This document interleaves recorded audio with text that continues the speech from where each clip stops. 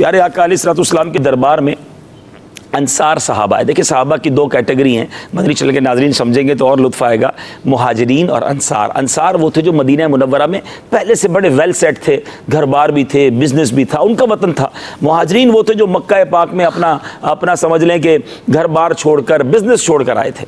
اچھا مہاجرین صحابہ نبی پاک علیہ الصلوۃ والسلام کے پاس آئے. بڑا خوبصورت ایک ماحول یوں سمجھیے کہ ایک ملاقات کا منظر سمجھیے. مہاجرین آئے اور عرض کی یا رسول اللہ صلی اللہ تعالیٰ علیہ وسلم، یہ انصار صحابہ تو ہم سے آگے بڑھ گئے کیونکہ یہ مالدار ہیں، ہم روزہ رکھتے ہیں یہ بھی روزہ رکھتے ہیں، ہم نماز پڑھتے ہیں یہ بھی نماز پڑھتے ہیں، لیکن یہ صدقہ دیتے ہیں ہم نہیں دے سکتے ہیں، یہ مالی عبادت کرتے ہیں وہ ہم نہیں کر سکتے. آپ ذرا غور کریں، یہ نہیں کہا کہ یا رسول اللہ یہ مالدار ہے تو گھر اچھے بنا لیے ہیں، ان کے پاس مہنگی سواریاں ہیں. یہاں بھی کمپٹیشن یہ تھا کہ پیسہ ان کے پاس زیادہ ہے تو وہ نیکیوں میں آگے بڑھ گئے. کتنا شاندار مقابلہ، کتنا شاندار ان کو کمپٹیشن تھا. اب نبی پاک علیہ الصلوۃ والسلام نے کمال کیا. آقا تو آقا ہیں، سب کے آقا ہیں، غریبوں کے بھی آقا ہیں، امیروں کے بھی آقا ہیں. تو ان صحابہ سے میرے آقا نے بڑی پیاری بات فرمائی. کچھ اس طرح خلاصہ ہے کہ میں تمہیں ایسا عمل نہ بتاؤں، اگر تم وہ عمل کر لو تو جو امیر صحابہ ہے تم بھی ان کے برابر پہنچ جاؤ. اچھا صحابہ پیسے لینے تو گئے نہیں تھے نا کہ کہتے نہیں یا رسول اللہ ہمیں بھی امیر کیجئے، ہمیں بھی پیسے دیجئے. ان کا مائنڈ سیٹ مقابلہ جو تھا وہ فقط نیکیوں کا تھا. کانسیپٹ یہ تھا کہ امیر نیکیوں میں آگے کیوں بڑھ گئے کہ وہ نماز بھی پڑھ رہے ہیں، روزے بھی رکھ رہے ہیں، صدقہ بھی دے رہے ہیں، غلام بھی آزاد کر رہے ہیں. ہمارے پاس تو پیسے ہی نہیں، ہم یہ کام کیسے کریں. پیارے آقا نے کہا جو گیپ ہے اس کو میں کور کر دیتا ہوں، میں تمہیں کوئی ایسا عمل بتاتا ہوں، عمل کر لو تو پہنچ جاؤ گے. کہا حضور ضرور بتائیے.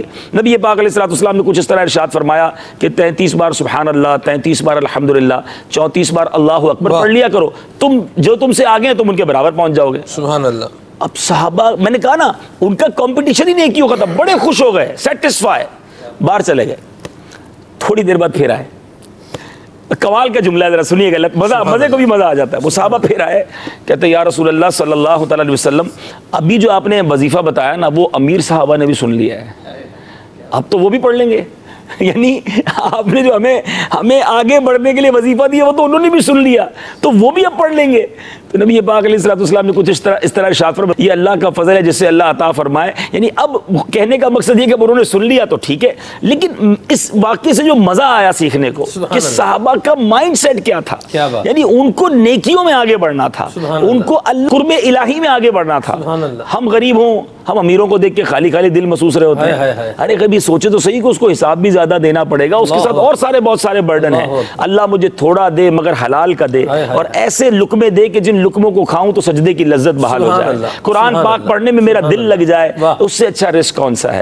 تو اے کاش ہم اپنے اندر بھی یہ جذبہ بیدار کریں کہ مقابلہ کرنا ہے تو نیکیوں میں کرنا ہے، آگے بڑھنا ہے تو نیکیوں میں بڑھنا ہے. صلو علی الحبیب صلی اللہ تعالی علی محمد. مجھے اپنی اور ساری دنیا کے لوگوں کی اصلاح کی کوشش کرنی ہے انشاءاللہ.